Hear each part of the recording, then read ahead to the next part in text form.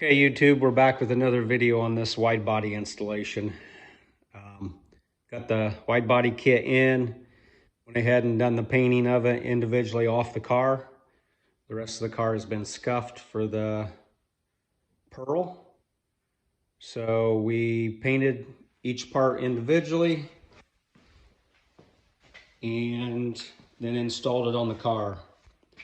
I did go ahead and glue the body onto the car, the wide body kit. We use the 3M 8115, which is a good glue to use. You have to watch the temperature. You definitely want it warm in the shop that you're working on. But I did go ahead and cut the fenders because this is an all-wheel drive car, or it was an all-wheel drive car. It's no longer an all-wheel drive car. But because the chassis or the running gear on an all-wheel drive car is wider, this is actually a set of rear-wheel drive wheels on an all-wheel drive. So it works out very, very well if you're doing the wide body conversion on a all-wheel drive. All you need is a set of rear-wheel drive wheels, and this is what they'll look like. It will look real nice. I'm going to go ahead and go with a set of 22s. So right now these are just my wheels that I'm having on the car while I do the rest of this body work. I cut the fenders, like I said. This is a piece of the fender.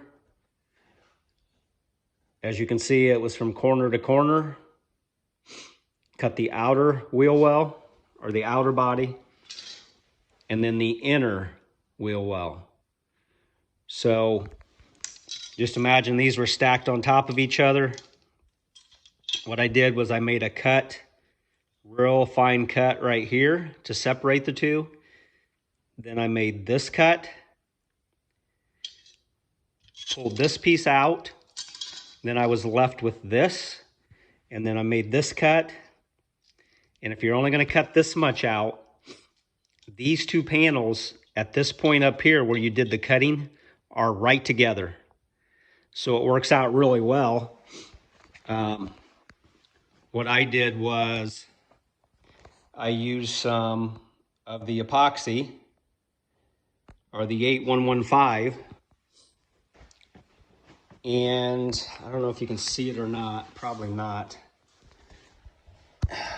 I'll try to get a better video later on, but where the two panels meet together, I took a screwdriver, pushed it up in, I twisted the screwdriver to separate the panels, then I took the 8115 3M and I just made a bead right up on the inside of the original body panels. Now the nice thing about the 8115 is it is also a corrosion preventer. So once you seal that cut metal with the 8115, it encapsulates it and it will not rust.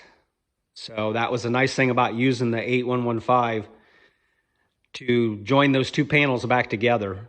And it's rock solid. That's the same panel bond that they use to put pickup beds on, and they use it all different applications in the auto body. But as you can see, I got my rocker panel on this side just to see how it was going to fit.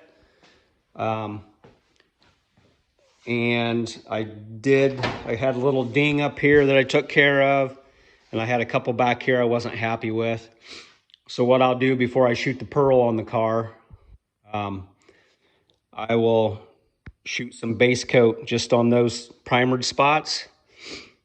And then, since this is already the color it needs to be, I'll shoot the whole car with the pearl. And I'll try to show you, well, you can see it right there. That is what this car is going to look like with the police blue. There we go.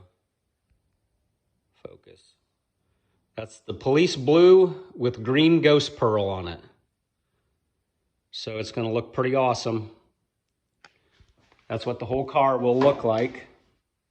And I'll walk you through the process whenever I start spraying on the Ghost Pearl. I got House of Color inner coat. That inner coat I'll add the pearl to, and we'll shoot the whole car. As you can see, I've started masking off. My hood is going to be black, and my trunk is going to be black, and my roof is going to be black.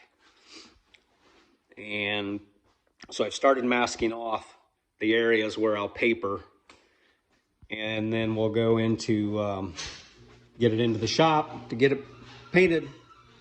So stay tuned, it's coming along. Thanks.